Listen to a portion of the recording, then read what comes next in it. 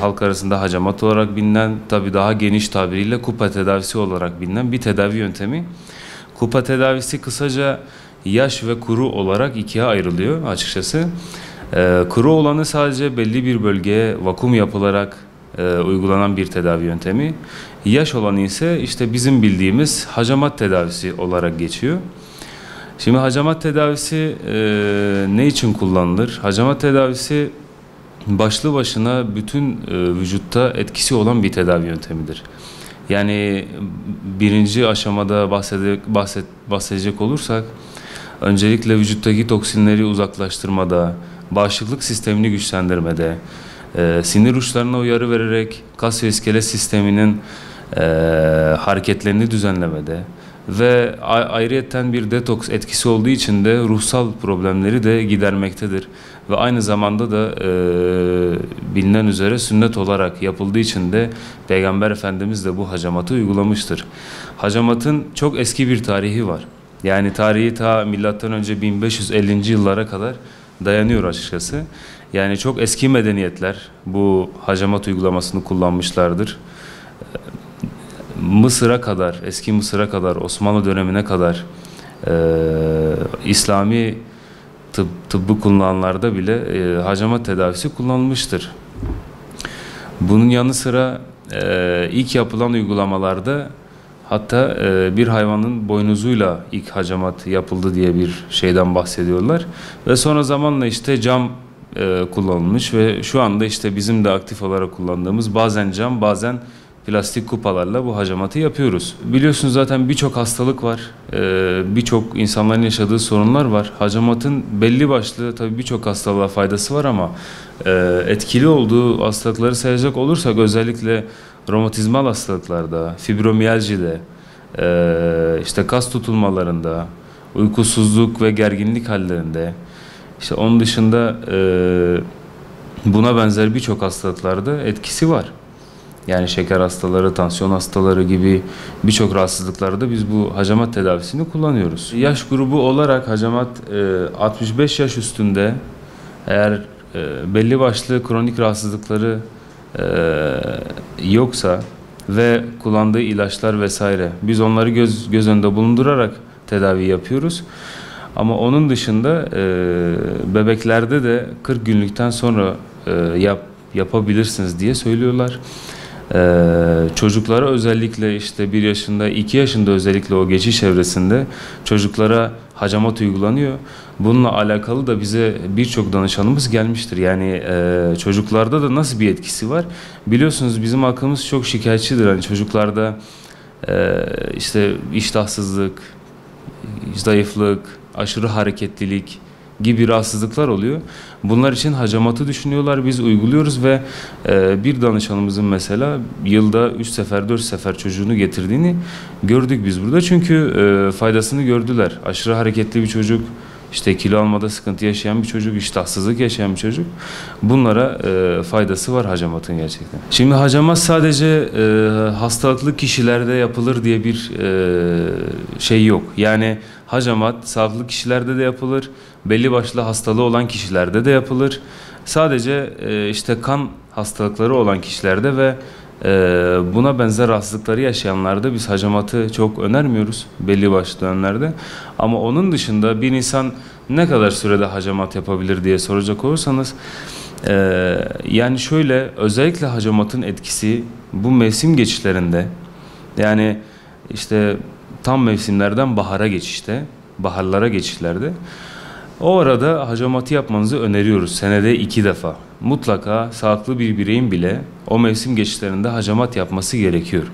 Bu niye gerekiyor? Hacamat bağışıklık sistemini güçlendirdiği için biliyorsunuz ki bu mevsim geçişlerinde insanlar sürekli bir şekilde hasta oluyorlar ve alerjik reaksiyonlar yaşıyorlar.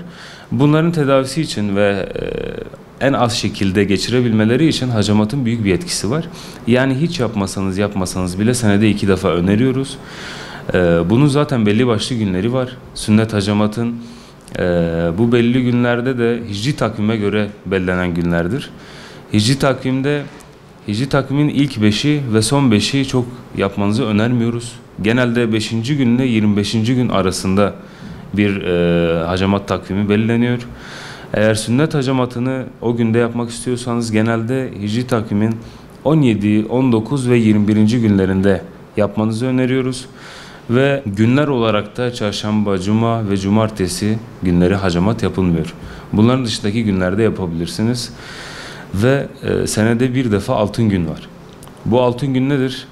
Hicri takvimin 17'si salı gününe denk geldiği zaman altın gün oluyor. Bu da senede bir defa denk geliyor ve Peygamber Efendimiz de hacamatı bugün de yaptığı söyleniyor. Bundan kaynaklı da bir altın gün meselemiz var. Tedavi süreci hacamatı yaptıktan sonra insanların birçok sorusu oluyor. İşte nasıl olacak? Sonrasında günlük yaşamıma geri dönebilecek miyim?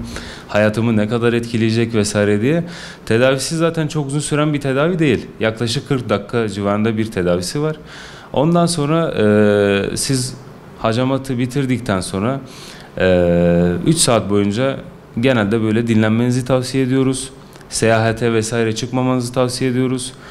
O gün spor aktiviteleri yapmamanızı tavsiye ediyoruz. Yani genellikle o günü dinlenmeyle geçirmenizi istiyoruz ve bitkisel ağırlıklı beslenmenizi öneriyoruz. Çünkü zaten biz hacamatı yapmadan önce bir gün öncesi ve sonrasında hayvansal gıdayı tüketmeyi bıraktırıyoruz danışanlarımıza. Çünkü bizim amacımız burada hacamat dolaşım sistemini, sindirim sistemini vesaire çok iyi etkiliyor.